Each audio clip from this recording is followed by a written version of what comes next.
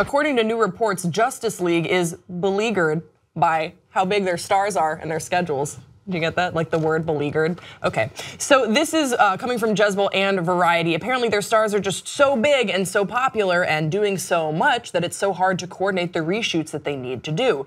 Production is reportedly struggling to coordinate reshoots, which costs an estimated $25 million, part of a normal process that's a bigger headache in this case. And this is what Variety breaks down. It's standard for big Hollywood movies to schedule a few weeks of pickup work, but the cost and time allotted to the work on Justice League is raising some eyebrows. Those stars like Ben Affleck and Gal Gadot, who play Batman and Wonder Woman, aren't working on any other projects at the moment, enabling them to be on call for the filming. Other cast members, such as Ezra Miller and Henry Cavill, have been scrambling to accommodate the additional photography. So the Justice League reshoots, according to sources, involve dialogue improvements from Joss Whedon, who is the director of The Avengers, the beloved franchise. He's coming in. He actually took over the completion of the film after Zack Snyder's daughter committed suicide. So there is a lot of work to be done. There has been a lot of upheaval. So much of it is not regarding just the production or the development or the actors or anything like that. A lot of this was outside.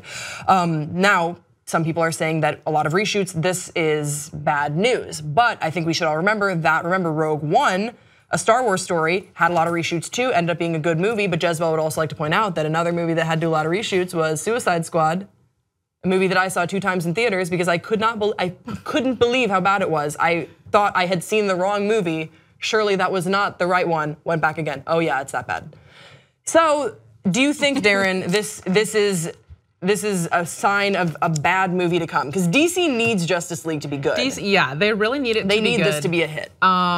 I don't think it's a bad thing. I mean, I think if they were just trying to like rush through things, throw it all together, not reshoot to get, the perfect shots, I would be more concerned about that. It also seems like a lot of this doesn't have anything to do. We're not hearing about any infighting on the set. Right. It seems as though actually the cast is getting along very well, and which is when you have such big stars. Yeah, it's really important. Sometimes they might not get along because their egos get in the way. Exactly. It doesn't seem like that's a problem here. It seems like it's the scheduling. Ezra Miller he's one of my favorite actors. He's so good and he does so much. There's so many movies that he'll sort of pop in. I'm like, oh my God, Ezra Miller. Henry Cavill, I'm a little less forgiving on this because apparently he's doing a Mission Impossible sequel. Why? Why is that being made? Right, sure, Nobody knows. So that is a little bit like I'm frustrated with him as Superman, so I know that's bleeding over to how I interpret this news. You don't like Superman? Superman? I'm not crazy about him as Superman. I'm not crazy about the treatment of the Superman movies by the DC franchise, but I'm open to your thoughts. Well, see, my thoughts stem solely on what he looks like.